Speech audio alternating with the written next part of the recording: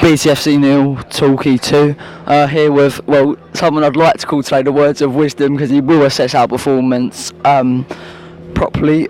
Leigh, you did your preview on Torquay this week. Unfortunately, our bit got cancelled because I was busy. But is there anything today that you knew Torquay would do to provide the difference between the two teams?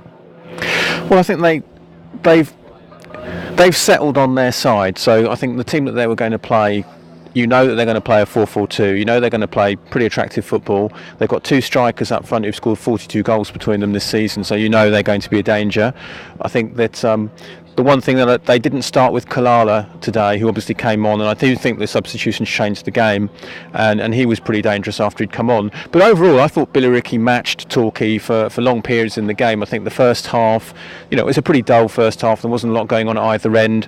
I think perhaps, maybe Torquay shaded it, but only just because they simply had a couple more shots on goal than we did. But second half, I thought we started stronger. We looked good. I think playing with the wind at our backs helped, and we were stringing some passes together in the first half, which we hadn't done. But I think once the game progressed, you could see, I think, with them scoring twice in the last 10-15 minutes, full-time side, they did change the game with the substitutions. I think that turned it, and overall I think that we can be proud that we played pretty well against the best side in the league, who are probably going to be promoted to the next league, and I think we can take a lot of encouragement from that. Disappointing result, of course, but this is no East Thurrock. This was a very tough game, and it was a big ask to win.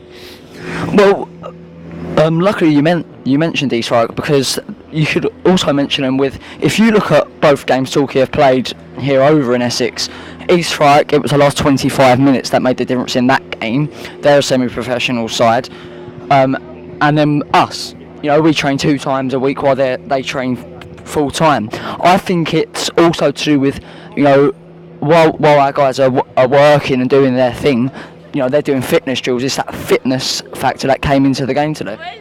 I certainly think fitness had an impact. I do think perhaps that there was a lack of quality today in certain parts of the team. I think that we didn't really settle on the ball and pass it around until perhaps the second half, and then we didn't really make many chances on goal. Obviously Jake had his chance where he made it himself. He came in from the wing and he shot on goal, and it was saved.